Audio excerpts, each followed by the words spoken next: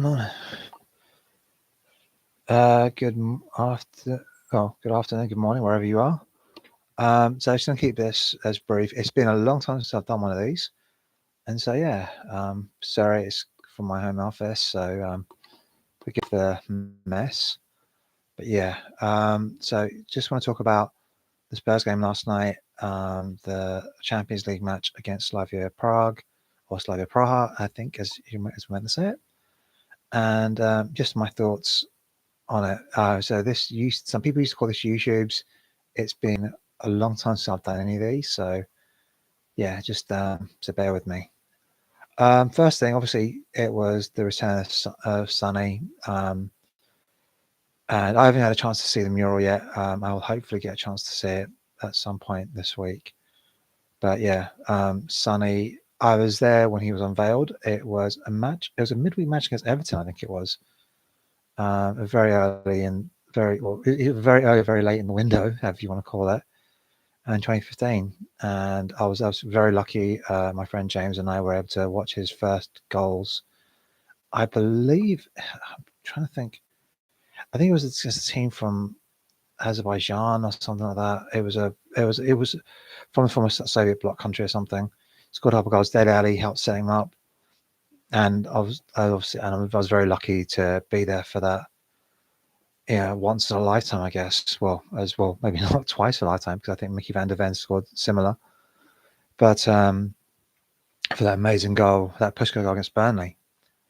And so obviously, I think him being there, I don't think it raised the attendances that much. I think only 47,000 people turned up. I think we are in a cost of living crisis, affordability, and people pay a huge amount for their season ticket. And I think a lot of people thought, you know, it's on the TV, it's on the telly, so why turn up? And I get that. And even Sonny being there, I was thinking, you know, a lot of people may have turned up, but you know, first of all, this isn't the only time Sonny's going to come back.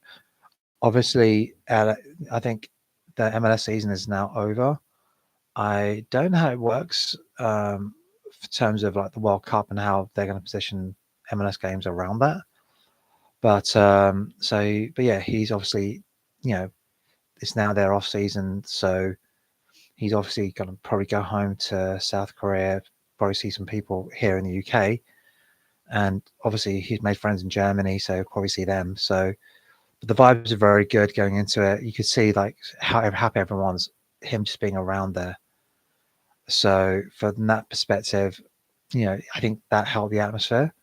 And obviously, I think we had a shot in the first couple of minutes. I mean, Wilson out a bit. We'll talk about him. He almost had an assist. Slavia Prague, Slavia Praha, sorry. I think we signed Kinski from Slavia Praha. I'm not too sure. I can't remember because I know the Sparta Praha, and the Slavia Praha. I don't.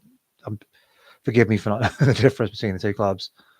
But clearly, they have a very good goalkeeper because he kept it from being a cricket score. And not only just him, I think the defenders, while not the best, they definitely helped keep it down. They had a threat. I think there was a couple of times there was one shot that went wide, and there was another shot that I believe, even though Vicario could have saved it, you know, he could have probably getting one, but Vicario didn't take any chances. But yeah, I think there are positives. I mean, Curtis, we saw that they just had trouble dealing with him. A lot of good things came from his side. I think, obviously, the penalty, I think, came from that right hand side. He was causing a lot of problems. The one thing that the commentary did say is that, do you know what? He doesn't really know when to release it. He tends to hold onto it too long. But that comes from coaching. What I want to talk about is Archie Gray. Archie Gray, I thought was magnificent. I thought he was. I'm very lucky. I got to meet Sandro, and if there's one thing about you can say about Sandro, is he knew he was very good at blocking shots. I mean, that Milan game, that was man of the match. That was his career-defining performance for me at Spurs, anyway. And he just seemed to have a Spider-Man sense of knowing where to be at the right time.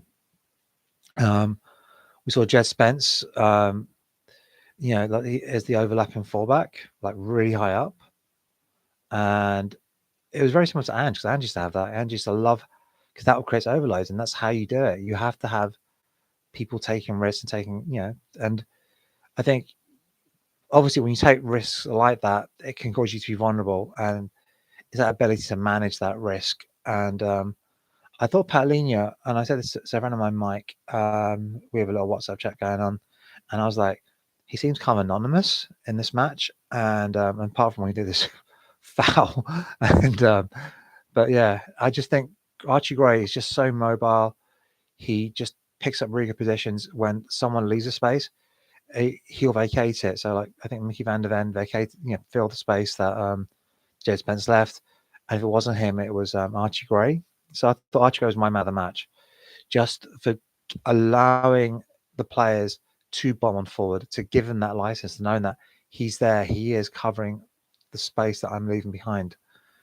So people say Xavi Simons, and look, Xavi Simons, I think the first, it definitely is, because we went in like 1-0 up, obviously second, within like a couple of minutes, we're 2-0 up of the second half starting. So anything Slavia Praha had in mind, like, how can we tie the game back? How can we, that kind of went out in the first 2 minutes of the window. So I think, kudos, forgive the pun, but to us for, to actually, so press on our advantage.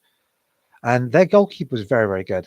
I mean, like I said, I think Kinski is from Slavia Praha, and so they clearly produce some very good shot stopping very good goalkeepers, be it shot stoppers or distribution guys, I guess. But no, I thought, like I said, it was Brentford. They left a lot of space, and so we had that ability to run behind. That's what Simmons did. Slavia Praha weren't doing that. Clear 4-5-1. They wanted hit on the break, and they were very good doing that. And we got to be very careful when we play Dortmund, who can hit on the break.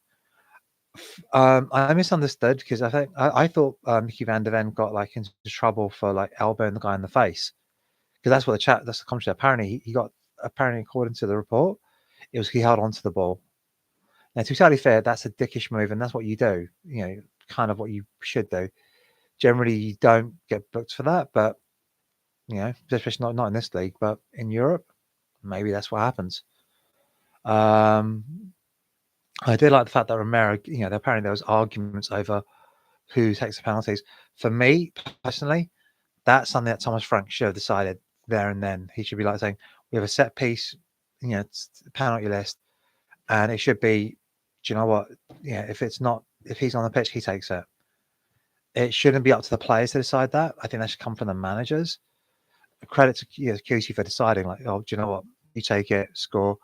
It wasn't the best penalty. Obviously, the goalkeeper, he guesses the right way, so it makes it look a worse penalty than it actually is. But and he plays it. I mean, like, was it Curtis puts it down the middle? Just pick it. I think with penalties is like you just pick a side and you blast it. The goalkeeper moves. This time the goal, so that's just how the penalties work. I said I was impressed. I thought Richie, some really purposeful running, the way he was interchanging.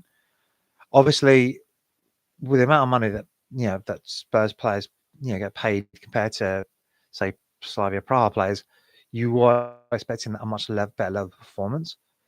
But there was a lot of effort and application. I thought, I like the interchanging positions. That's something you have to do. So, and the fact that you're changing positions here and there pulls defenders out of place, and that's one thing we were doing. I don't think we were as wonderful as doing that, obviously, but like I said, if we can start doing that and start converting our chances, then you can say that, I'm not saying like, oh, hail the Thomas Frank, he is the Messiah. I'm saying it's just building upon that. When we go to Forest, I don't remember. I don't know if obviously they'll be fatigued because we played yesterday. Today's Wednesday. We've had a rest day, and then I think we start training Thursday, Friday, Saturday, and then Sunday. It's Thursday, Friday, or Wednesday. Is it Wednesday, Thursday, Friday? Maybe not training on Saturday. Maybe they'll do a half day or something. Because obviously, because we're training because we're going to Forest on Sunday. Obviously, Forest, they've got a game on the Thursday. I'm not sure if it's home or away. they probably have a rest day or whatever on the Friday, whatever train they can do, possibly on the Saturday, and then Sunday they play us. So I think Forest will be a really good test. Forest, as we saw, beat Liverpool 3-0, but when I watched the highlights, I watched it on Match of the Day. I don't think that Forest were that much better. It's just that they were able to take their chances, and then it went from 1-0 to 2-0 to 3-0. And I think Liverpool gave them not a battering, but really dominating, and then Forest score, and then the second one, and they're just constantly chasing the game. Everton beat Forest 3-0. It's a bonkers league. It's just, we beat Man City away 2-0, and I thought we were very deserving of that victory. We go to Newcastle. Newcastle battered the shit out of us. They created a lot more, but we snuck away with a point. It's that weird kind of league right now. The league hasn't settled. It's in a constant rolling boil, if that makes sense. But yeah, I mean, obviously, for me, Archie did well. Papsar, I think, because the African Cup of Nations is coming up. So we're to see how we line up in midfield. Can we play Xavi 2 games in a row or 3 games in a row? I don't know. Personally, I would like to see. I mean, obviously, we're playing Kudus like every single game as well. Personally, and obviously there's emphasis on Forest have to try and attack us. Personally, I'd like to see a 4-3-3, Benson Course, Bergval and Sarr. I think we need to give Grave rest. I'm very glad to see Ben Davis back. I'm hoping that we can see Ben Davis at left back, Jed Spence at right back. Obviously, now I'm not sure when the Dortmund game is. I think he's suspended for that game, so I think Mickey van der Ven. Possibly, I'll start Kevin Danso because we'll need him to be fresh. To not fresh, but having a game ahead of time. So maybe not resting him, but say, look, we want to keep Kuti fresh for that game. Obviously, avoid the injuries. Apparently, there's too much camp coming up if he plays, and obviously, I think Forest have a couple of Brazilians, and for some reason, Kuti has this. I don't know if it's something that Brazilians on teams have to kick each other. I think it's some rule or some law. But but like I said, and I think Lucas Bergval deserves his chance. I would like to see Benson Court, anchor in that midfield and have them, be the runners and say, look, you just bomb on, be the runners, support the strikers, and therefore, and have Matisse tell. I thought Wilson was a bit unlucky. If Richarlison, doesn't hit the shoulder, the goalkeeper, it goes in, everyone's praising. I think Wilson Odobert, he's just at that level. Do you know what I mean? So do you stick with Wilson Odobert saying, look, you created chances for him, let's see what you can do, or do you give it the chance to Tell, who I thought was very good coming on? It's a good problem to have. It is. But I hope you enjoyed this. Don't expect this to be regular. It's something I think Chris did ask me to do some content with him on Monday, but I was unable to. So this is me doing some content. Hope you enjoy this. And please check out the Spurs Tottenham supplement. Chris is on that. He works very, very hard. He's doing a lot of match live watch-alongs because Chris is, for those who don't know, Chris, I hope you don't mind sharing, Chris has had an injury, so he can't go to matches as easily. So hopefully, please support the watch-alongs that he's doing. Anyway, hope you guys enjoyed this, and as always, come on you Spurs.